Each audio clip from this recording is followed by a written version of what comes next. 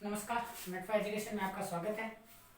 Mobile में technical problem के कारण 2-3 दिन से कोई वीडियो नहीं डाल पाया, इसके लिए मैं आपसे माफ़ी चाहता हूँ। आगे आपको रेगुलर वीडियोस मिलते रहेंगे।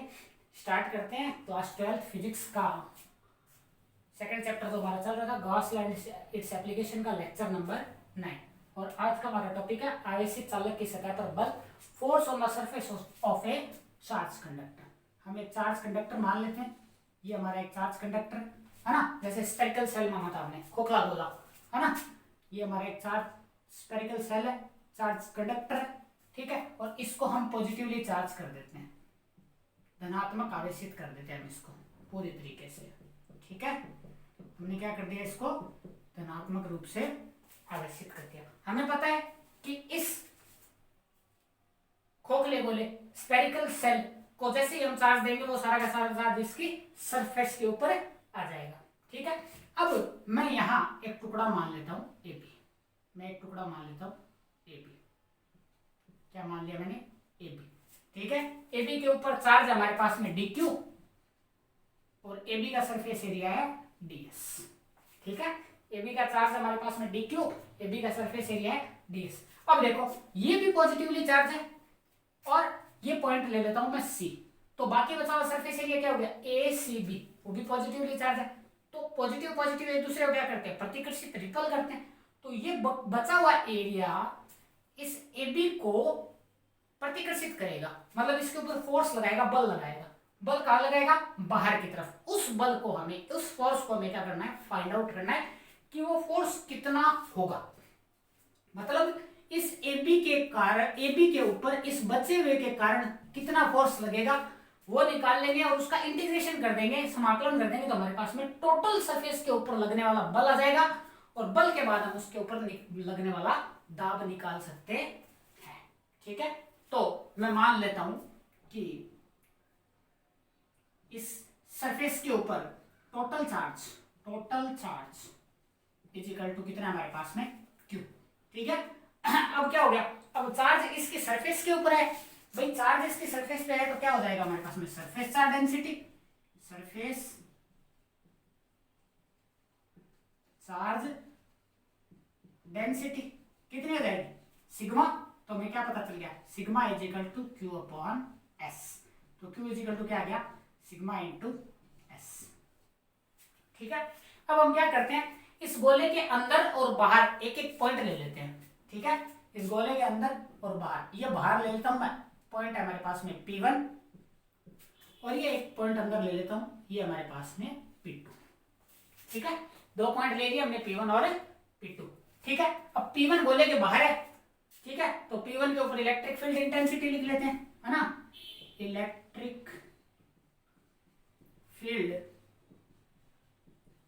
Intensity at point P1 is equal to, मैं मान लेता हूं E1। कितनी आ जाएगी? E1 नहीं, ऐसे ले लेते हैं EP1, ठीक है। अब electric field intensity at point P2 is equal to EP2 is equal to कितनी आ जाएगी हमारे पास में? 0। कितनी आ जाएगी? 0। क्यों?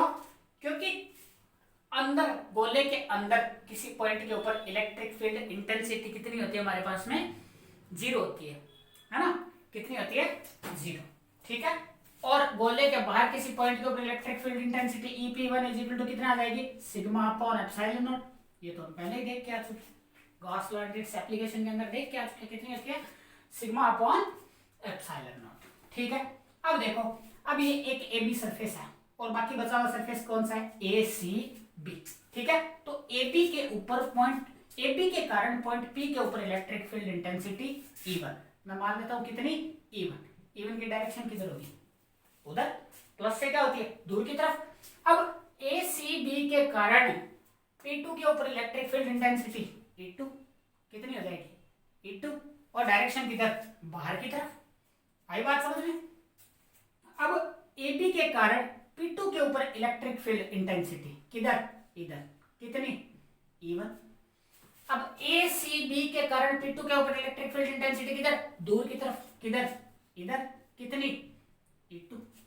ठीक है, तो अब हमें पता चल गया, सारी कहानी आ गई हमारी समझ में।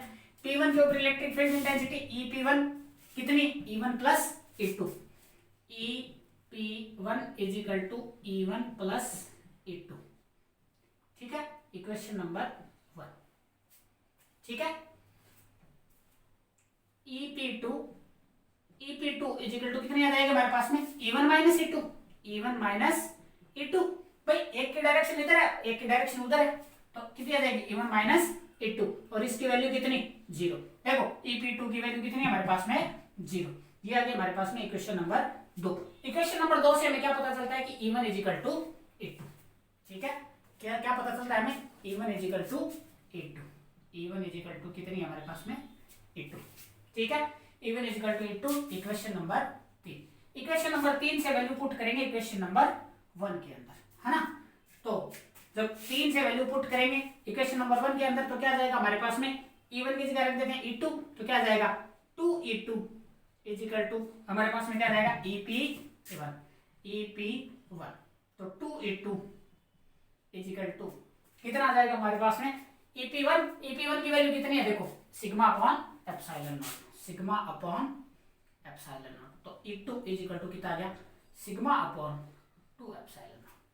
E2 इज इक्वल टू कितना आ गया, सिग्मा अपॉन 2 एप्सिलॉन नॉट। आई हुई इतनी बात समझ, है ना। E2 इज इक्वल टू क्या आ गया हमारे पास में, सिग्मा अपॉन 2 एप्सिलॉन नॉट। ठीक है, अब चलो बात करते हैं फोर्स की, है ना। फोर्स क्या होता है हमारे पास में, देखो हमारे पास में electric field intensity E is equal to क्या होता है हमारे पास में, F upon Q, F upon Q। ठीक है, अब इसके ऊपर चार्ज कितना लिया हमने, dq, तो इसके ऊपर लगने वाला फोर्स कितना हो जाएगा, dF, है ना। तो यहां से हमारे पास में क्या आ जाता है, देखो F is equal to E into Q, तो हमारे पास में कितना आ जाएगा, है ना, dF is equal to dF, इस AB के ऊपर लगने वाला फोर्स कितना, dF इज इक्वल टू कितना आ जाएगा हमारे पास में, E into dq, E into dq, है ना। तो dq की वैल्यू कितनी आ जाएगी, देखो q is equal to sigma s, तो dq इज इक्वल टू कितना आ जाएगा हमारे पास में, sigma ds, dq is equal to कितना आ जाएगा, सिग्मा ds, तो df इज इक्वल टू कितना आ जाएगा, e की value sigma upon 2 epsilon nought, और dq की value sigma ds, sigma ds, है ना। तो df इज इक्वल टू कितना आ गया हमारे पास में, df is equal to sigma square upon 2 epsilon nought और ds। ठीक है, तो टोटल फोर्स निकालना है, तो हमें क्या करना पड़ेगा, इंटीग्रेशन, तो F इज इक्वल टू कितना आ जाएगा हमारे पास में, sigma upon 2, sigma square upon 2 epsilon nought, तो क्या कांस्टेंट, ये तो क्या कांस्टेंट, और ये क्या बच गया, ds। तो ये आ गया हमारे पास में फोर्स, है ना। अब हमें क्या निकालना, प्रेशर, है ना। क्या निकालना, प्रेशर, दाब, प्रेशर, दाब, दाब बराबर क्या होता है, बल बट्टा क्षेत्रफल, है ना, फोर्स अपॉन एरिया, है ना। क्या होता है, P is equal to F upon S, यही तो होता है ना। तो हमारे पास में P इज इक्वल टू क्या आ जाएगा, dF अपॉन ds बराबर कितना हो जाएगा, sigma square upon 2 epsilon not. ठीक है, आई बात समझ में, है ना। अब हम सिग्मा की वैल्यू भी रख सकते हैं, है ना। सिग्मा की वैल्यू कितनी होती है हमारे पास में, सिग्मा इज इक्वल टू हमारे पास में कितना होता है, E इंटू एप्सिलॉन नॉट, है ना। सिग्मा इज इक्वल टू क्या होता है, सिग्मा इज इक्वल टू क्या होता है हमारे पास में, A इंटू एप्सिलॉन नॉट, है ना। तो P इज इक्वल टू कितना आ जाएगा हमारे पास में, P is equal to 1/2 E square epsilon nought square upon epsilon nought, cut गया, क्या बच गया, P is equal to 1/2 epsilon nought E square. और ये चीज हमारे काम आएगी 17वें चैप्टर के अंदर। ठीक है, तो ये था आज का हमारा टॉपिक। इस डेरिवेशन को ढंग से करें, आसान है, इतना कुछ हार्ड नहीं है, है ना। तो ईमानदारी से पढ़े। Thank you.